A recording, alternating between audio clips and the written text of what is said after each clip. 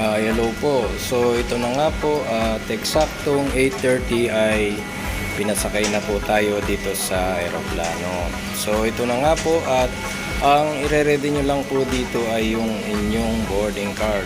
Dahil ito po ay titignan ng stewardess. Ano po? So ito nga po yung flight na to ay papunta po ng Istanbul. So ito na nga po at nakasakay na po tayo dito sa eroplano.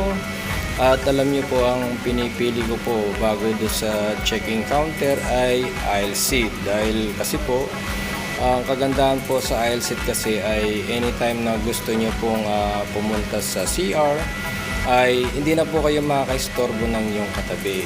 So yun lang po yung isang tip ko sa inyo para anytime na gusto mong mag CR ay hindi ka na makakaistorbo.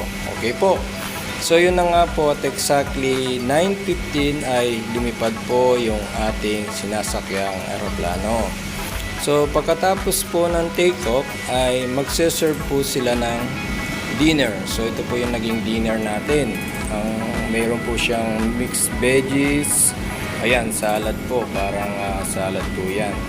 Tapos mayroon po siyang isang maliit na cake na pudding. Okay po?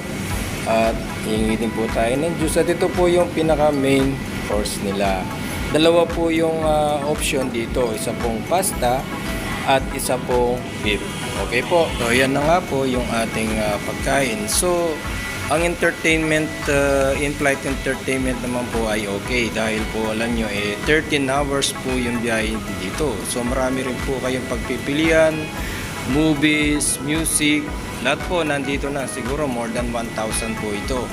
At isa pa po, dahil po tayo ay mahaba yung biyahe, ang airline po ay nagbigay din po ng mga complimentary items. Katulad po nito ay meron pong dalawang tsinelas, sampares na tsinelas, tsaka po pantakip sa mata, in case na yun po may. At meron din po siyang lip balm. Ito po kung nagbibitak po yung ating mga labi. Ano po? At isa pa po ay meron po siyang isang set ng toothbrush na may kasamang toothpaste. At ang meron pa po pala siyang earplugs. Ayan. Kung may katabi po kayong bata at isang pares ng medyas. So yun po yung complimentary items ng airline. So ngayon po, eto. Before landing po, 2 hours before landing, magse-serve naman po sila ng breakfast. So may gulay po at saka cheese, tapos mayroong fruit cocktails, tapos mayroon pong ito jam, pampalaman naman po yan, strawberry jam, at mayroon po silang butter. Ayan. Siyempre may tinapay din pong kasama at ito po yung pinaka main breakfast natin. Kasamang itlog, kamatis, pepper, tsaka yung potato, tsaka po ang juices. Ano po? So ito po yung naging pagkain natin sa airline na to. So dumating po tayong mapayapat sa Istanbul Airport after 13 hours.